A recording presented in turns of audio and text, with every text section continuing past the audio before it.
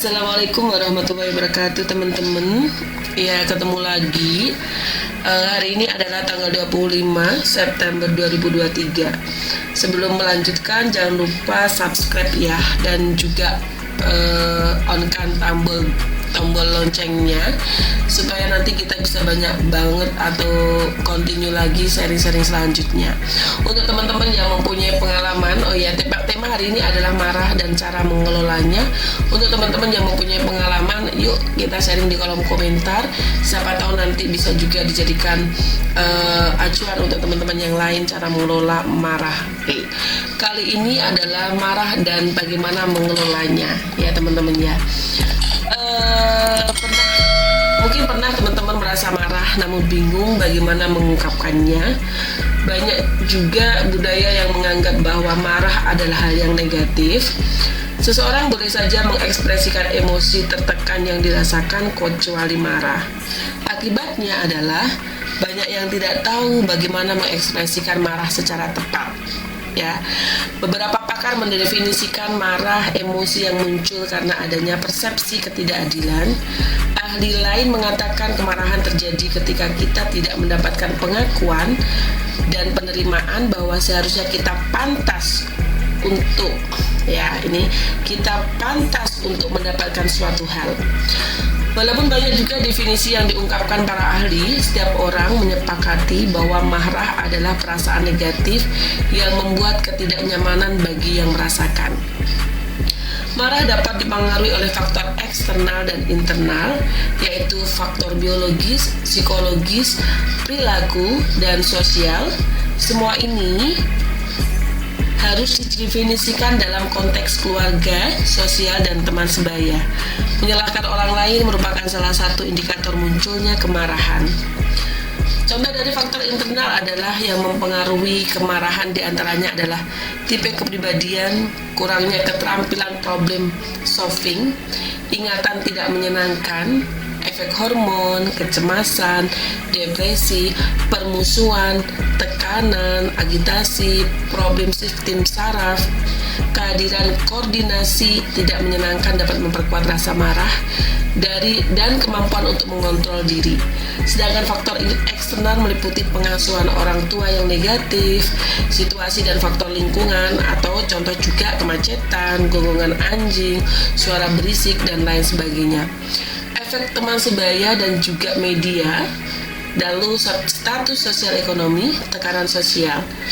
Beberapa emosi negatif dapat berubah menjadi kemarahan, terutama rasa tidak aman dan ketakutan.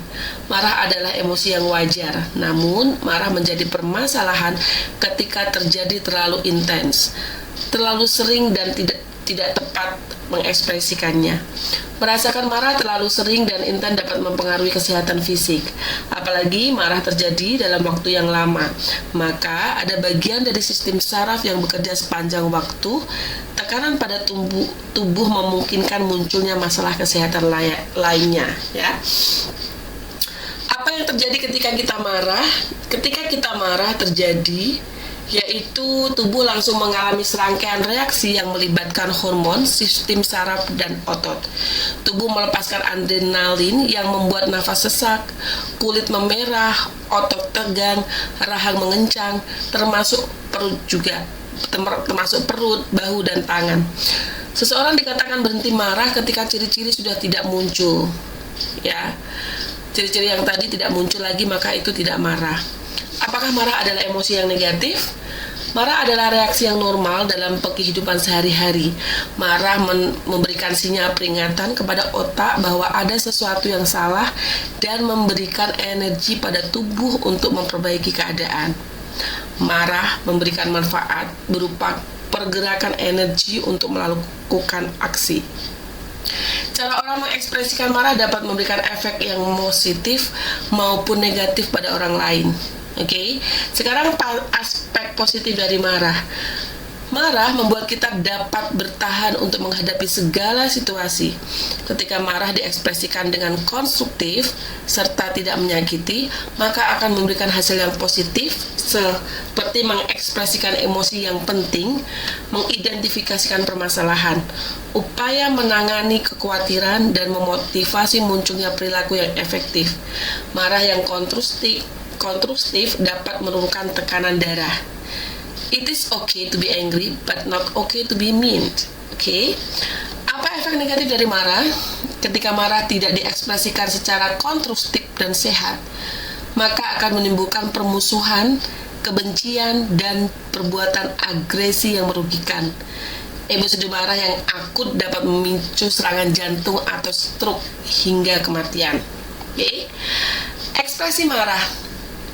Marah dapat diekspresikan dalam 3 cara, yaitu ekspresi destruktif, yaitu ketika seseorang mengekspresikan marahnya dengan berteriak, membentak, meninju orang lain, merusak barang, atau melempar barang. Itu namanya adalah ekspresi destruktif. Yang kedua, memendam. Sama sekali tidak mengekspresikan kemarahan dapat merusak diri. Beberapa efek yaitu dapat meningkatkan risiko tekanan darah, depresi, bunuh diri, permasalahan gangguan pernafasan, dapat menjadi pemicu seseorang merokok, minum, dan melakukan perbuatan berbahaya untuk dirinya sendiri, dan lain sebagainya. Yang ketiga adalah cara terbaik mengekspresikan kemarahan adalah dengan mengontrol amarah atau mengekspresikan marah dengan cara yang positif. Lalu, bagaimanakah caranya? Di bawah ini ada manajemen marah namanya. Oke? Jadi manajemen marah ini adalah menurut Aristoteles, satu, dengan orang yang tepat untuk menjaga kedisiplinan sebagai bentuk tanggung jawab dan membuat seseorang marah, dapat membuat seseorang marah. Kedua, dengan kadar yang tepat, tidak berlebihan dan tidak melebih-lebihkan permasalahan pada hal sepele. Nomor 3, pada waktu yang tepat.